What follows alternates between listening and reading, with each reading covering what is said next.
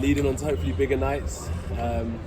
The heavyweight division is one to be spoken about now, which is good, along with so many different challenges and competitors. So even though an athlete or a fighter will always say, I have to focus solely on my opponent on June 1st, I'm not going to lie and say I've always looked at that bigger picture. Who's in front of me, who's beside me, and also who's behind me. You've seen the situation with Deontay Wilder announcing his fight with Ruiz, so that's something that we don't need to speak about anymore because we all know what he's doing.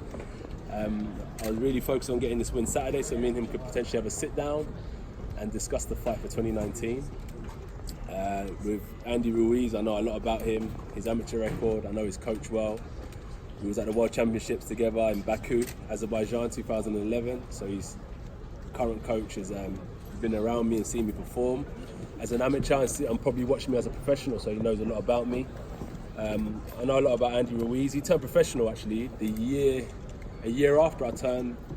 Well, I actually started learning the trade of boxing, so he's been around for a long time. You ready? He's been around for a long time. He knows his craft. Some fights will say that it's going to be an easy fight for me, and some performances by Andy will say he's going to cause me problems. However, it's all about on the night. No matter what we watch on YouTube or look at appearance-wise, I feel like you can never comprehend the reality of facing someone in front of you, no matter what we watch on YouTube. So Saturday night, we should be in for a good fight. I'm going to try to limit the mistakes I make to make it an easy fight. However, mistakes make fights exciting. So I'm going to be confident in my own ability, exchanging, and try and get him out of there in good fashion. I think you said a couple minutes ago when he was in here that he thinks you're looking past him.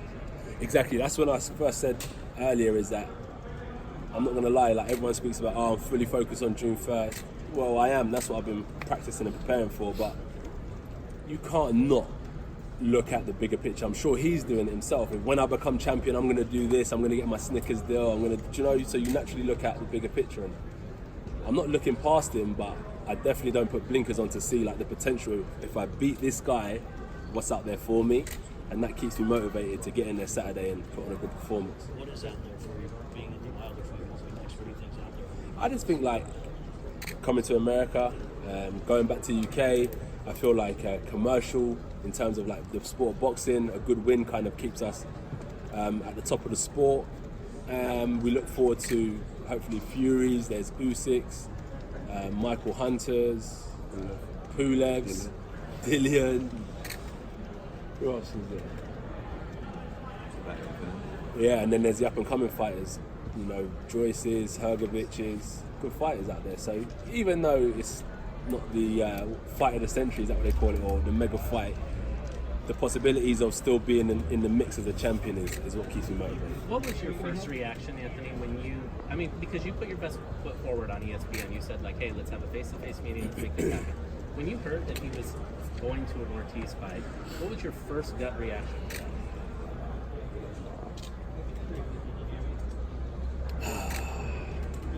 If it was me, if I rematch Povetkin next, if I went and rematch Povetkin next, I think I would have. I don't know. I just get a lot more. I've got a lot more pressure than most people, so it is what it is, isn't it? He makes the decisions that I'm able to make if I wanted to, but I try not to. And if it was me, how would they have dealt with me? So I just look at it from that point of view. And it's good because these guys, as I said, they're 5 years, 6 years ahead of me in terms of years on their pro life. So I learn from these guys and their decisions. So if I do rematch Povetkin next, I don't want to hear anyone complaining because it's just the way of the beast now. We're not rematching Povetkin. I think Ortiz will be quicker to fight me than Wilder will. So it's not a bad thing. It's not actually a bad thing. So yeah, the division. Look, it's impossible for Wilder to probably stay champion for the rest of his time. He's had close fights with Molina, with Fury, with Ortiz. He's had some close fights with certain people. So it's coming close to a time where that belt should change hands. Would you be disappointed if he did get knocked off before you fought? It's not so much about Wilder. It's more about what I can achieve, because when we look at what we're doing in terms of like working outside of boxing, commercializing the sport in our own field. Even if I fought Ortiz, it could be a fight of the century anyway, because it's the undisputed. So Wilder's still building his profile and stuff like that. So it's not so much about Wilder, it's that undisputed. It could be Ruiz and Ortiz.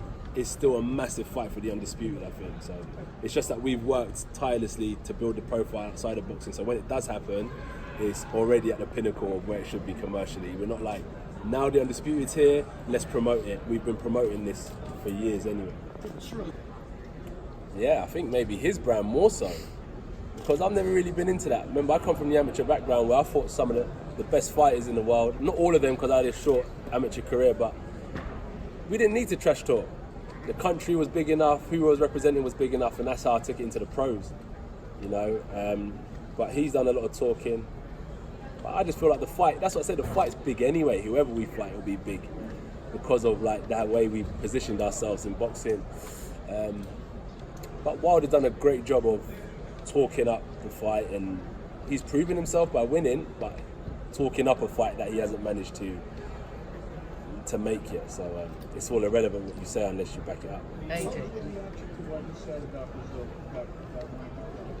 There's two ends of it. Kids watching, it's not right.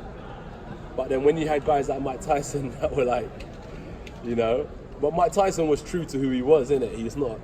He probably still tell you the same thing now.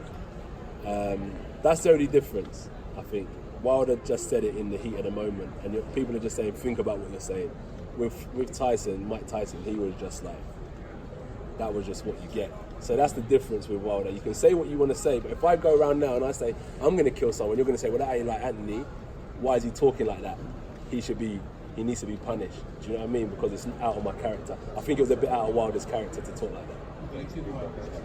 It's not in, it's not, no, it's not. Yeah, we saw with Mayweather and Pacquiao, them circling around each other like sharks for 5 years, and by the time the fight got to the fight, even though we felt like it was past the expiration date, it was way bigger than ever before. Do you see that happening with Wilder, where the fight's just getting bigger and bigger and percolating? The problem is, yeah, you're right, it does get bigger, but why? Okay, I'm fighting like good fighters. There's no there's not Wilder, for instance, but I'm fighting decent fighters who are giving me problems and they're going to give risks. Why don't I just fight Wilder, who's going to give me problems and give me a risk anyway? So even though it's bubbling and stuff, which is fine, I'm still taking risks, and I'd rather take the risk against someone who brings a massive reward. Yeah, beating Ruiz is fine, but it doesn't give me that massive.